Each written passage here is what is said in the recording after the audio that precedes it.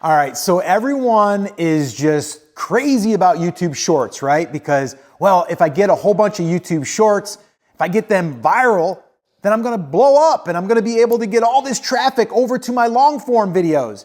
I think personally, it's a waste of time. And I know I'm probably gonna get some heat in the comments, but that's okay. This is my opinion. I really do think that if you are choosing between the two, I would start with long form. If your goal is to get monetized, do you know how long it's gonna take you to get monetized if all you're doing is focusing on shorts? It's gonna take a very, very, very, very long time. So the other thing is like for me, it's not even about the monetization piece. We did some YouTube Shorts on this channel. I did it on my other channel too, Brand Creators, which is about almost at 100,000 subscribers. We started and we stopped. We started and we stopped. Because you kind of get roped in and you see the, everyone else is doing it and you don't want to be left out and you're like, everybody else is doing great with these. And then you're like, but wait a minute, is that the audience I really want? Do I want people that have the attention span of like 1 minute only? No, I don't want them. So I would rather sacrifice views, okay, all of these shorts views, and I would rather have a quality view on the long form. So our long form is typically going to be 8, 12, 15, 20 minutes, something like that. We also do live every single week. And the reason is because I want to build a deeper relationship with my audience, right? I don't want to have to be confined to I got to cram this in a minute. Like it's just why, And then what's going to happen is you're going to get some subscribers. And then it's not going to help you when you're posting videos that you want to get more reach. Because here's how it works. Now, I don't work for YouTube, but I've been doing this a long time. And I've also watched a lot of people that have bigger channels than we do. And I hear what they're saying, and it makes sense to me. Common sense is a big thing for me. Like if I can see it and visualize it and understand it, I'm good. All right. So here's how it works in my eyes. Okay. You post a video on your channel. Your subscribers are the first audience that's going to see this video or have the option or the potential to see this video. So imagine you have 1,000 people that are on your subscriber count, okay? You have 1,000 subscribers on your YouTube channel, okay? Let's say that 800 of them came from shorts. We know that they like short form content. Some of them might like the long form. Now you post a video that's 8 minutes long, and 800 people, because they're shorts subscribers, they see that and they see, oh my gosh, that's 8 minutes. That's way, way too long. The minute that they see that it's that long, they're probably not going to give you the time of day. All right. So now what happens is your opportunity to show YouTube that your subscribers want to see your content, it just got diminished. It just went down. So now YouTube is going to look at that and go, okay, wait a minute here. This content, people don't really want to watch it. They don't really want to see this. So we're not going to go ahead and start showing it to bigger audiences. Because what we want to do in the very beginning is we want our subscribers, they're the ones that are kind of rating our content to get pushed. Okay? Hey, I wanted to cut in here real quick because as I was going through this video, getting it ready to upload, I realized I never mentioned what we're actually doing to attract those viewers that want to watch longer form content.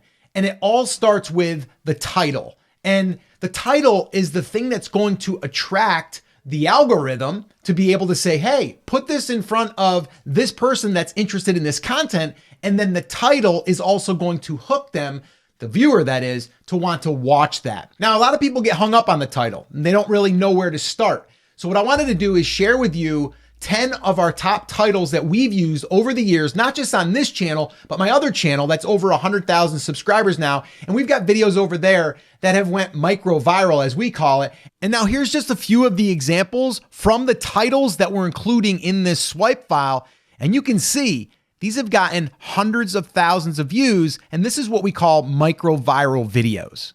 And those are the ones that I'm going to share with you in this swipe file. So if you want a copy of that, just put hooks in the comments. If you put hooks in the comments, I'll know to send it to you. And then I'll reach out to you in the comments and I will send you a link. All right. So just put hooks in the comments if you want that, and it'll give you 10 titles that you can take and you can reuse them. And I'm also going to show you in this document how you can actually adapt them to your niche. I'm going to show you multiple examples inside of this document. So all you got to do is plug in your niche and your topics. And then from there, you can go ahead and test them out for yourself. All right, let's get back to the video.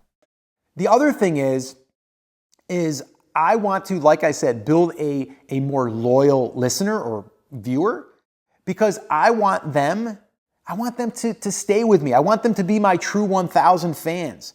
If you've ever read that article, and I'll post that article in the description, I believe it's Kevin Kelly was the author of that, wrote it years ago, still relevant to this day, where if you can get 1,000 true fans to basically either read your stuff or watch your stuff or listen to your stuff and really keep them engaged, you'll be set for life. And I believe that. I truly, truly believe that. So I personally would sacrifice the adrenaline of getting more views on shorts, the excitement, the dopamine of all of that. Like, oh, wow, look at us. We got all these views. But then you find out that it's really not helping your channel grow. Okay. So that's what I would do. And I've got a few little notes here that I wanted to make sure that I didn't miss. So the very first thing I said was it's not your audience, so it's okay. Be okay with that. The second thing is it's a waste of time, in my opinion. Now, if you look at someone like Dave Ramsey, let's say, okay, Dave Ramsey's got millions of listeners and viewers, and he's went out there and he's captured that entire market, okay? So he's really squeezed all of the juice, most of the juice, out of that, let's call it a piece of grapefruit. So you have this grapefruit, you squeeze it all out, right? You get it, so your audience, right? That's what I'm kind of referencing that. We're squeezing all that out. Well, Dave Ramsey's got a massive, massive team, okay? And they're like, okay, we just took our entire market, for the most part, of all of our viewers, and we said, you know what, we got all those people, we got all their attention, we're good. But now the team's like, but you know what? If we went after the shorts audience, even though we know that we could get 100,000 views, and out of those people, we might get a smaller fraction of subscribers. And if we do get those subscribers, there's a small portion of that's going to actually pay attention to our long form. But we don't care because, number one, we've got a big team here. All we're doing is trying to really optimize the audience that we have, taking our content, spreading it out amongst all of these different platforms, all of these, different little clips that we can really carve out. They're okay with doing that, but they've already done the long form. Dave didn't start with posting shorts, and I don't believe he would have, because he says, or his team says, they basically create those shorts to lead to the longer form. But we all know that the rate of someone actually watching that is very low, but they're okay with that because even a small portion of that is better than nothing because they're squeezing the rest out of that grapefruit that they already squeezed. So the same thing is for them, they're creating long form content. A lot of times theirs is like over an hour, and then they're chopping that up into 8-minute clips to make it shorter, but still longer. And then they're taking short form content and using that to really squeeze more out of that audience. So that's how I see it. If you're at that place, then yeah, go ahead, play with shorts. It'll help a little bit, okay? But if you're just starting and you're thinking, I'm gonna go ahead and just post a whole bunch of shorts, get a whole bunch of attention, maybe one will go viral, and I'm gonna get some subscribers, it might not be the audience that you want, all right? It might not be the audience that is gonna get you to where you wanna go.